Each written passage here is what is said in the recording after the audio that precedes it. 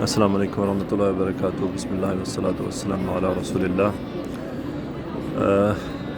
رسول اللہ صلی اللہ علیہ وآلہ وسلم طواف فرما رہے تھے، تو آپ نے طواف فرماتے ہوئے کعبہ سے مخاطب ہو کر فرمایا، آپ علیہ الصلاۃ والسلام کے جو یہ باتیں ہیں یہ میرے آپ کے لیے، ہم سب کے لیے غور کرنے کے لیے ہیں۔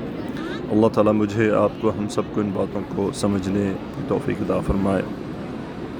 اس وقت بھی میں خانہ کعبہ کے سامنے بیٹھا ہوں اور وہ حدیث مجھے یاد ہے، آ رہی ہے، میں نے کہا میں اپنی بیٹیوں سے، اپنے بھائیوں سے شیئر کر لوں کہ بہت اہم حدیث ہے، بہت اہم بات ہے۔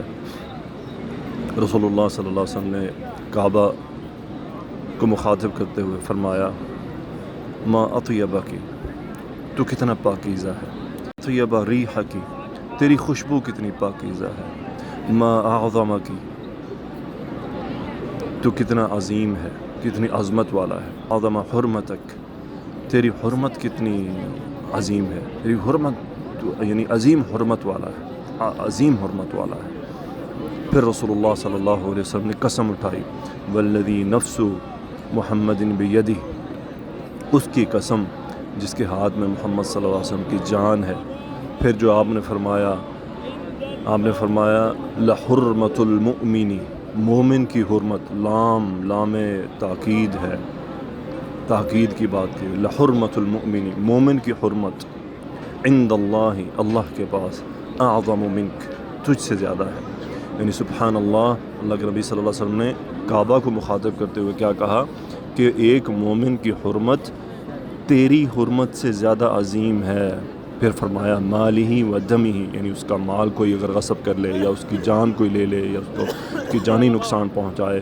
پھر فرمایا ان نظن بہ الا خیرا، یعنی ہم مومن کے بارے میں سوائے خیر کے اور کوئی گمان نہ کریں، یعنی ہمیں چاہیے کہ ہم مومن کے بارے میں صرف اچھا گمان کریں۔ رسول اللہ صلی اللہ علیہ وسلم کیا فرمایا، ان نظن بہ الا خیرا، یعنی ہم مومن کے بارے میں صرف اور صرف اچھا گمان کریں، غلط بدگمانی نہ کریں۔ دیکھیں میرے بہن بھائیوں، آج کیا ہو رہا، ہم سے کیا غلطیاں ہوتی ہیں، ہم لوگوں کی پر بہتان لگانے میں دیر نہیں کرتے، لوگوں کی غیبت کرنے میں دیر نہیں کرتے، لوگوں کے ساتھ زیادتی کرنے میں دیر نہیں کرتے۔ آج تو لوگ خون لینے میں بھی دیر نہیں کرتے، لوگوں کا خون لے لیتے ہیں، جان لے لیتے ہیں، لوگوں کا مال غصب کر لیتے ہیں، مال دھوکے سے لے لیتے ہیں، مال پر قبضہ کر لیتے ہیں، وراثت کے مال کھا لیتے ہیں۔ اور رسول اللہ صلی اللہ علیہ وسلم کیا فرما رہے ہیں، لحرمت المؤمن عند اللہ اعظم من حرمۃ منک، یعنی تجھ سے زیادہ۔ سبحان اللہ، ہمیں سمجھنا چاہیے یہ بہت اہم معاملہ ہے۔ اللہ تعالی ہمیں ہر مومن کے بارے میں اچھا گمان کرنے کی توفیق عطا فرمائے۔ اللہ تعالی ہمیں مومن کے مال کو غصب نہ کر، یعنی ہمیں ان لوگوں میں شامل فرمائے جو مومن کے مال کو غصب نہیں کرتے بلکہ ان کے حقوق ادا کرتے ہیں۔ اللہ تعالی ہمیں ہر مومن کا حق ادا کرنے کی توفیق عطا فرمائے۔ اللہ تعالی ہمارے ہاتھوں کو، ہماری زبان کو محفوظ فرمائے کہ ہم اس سے کسی مومن کو نقصان پہنچائیں، ہاتھ سے یا زبان سے۔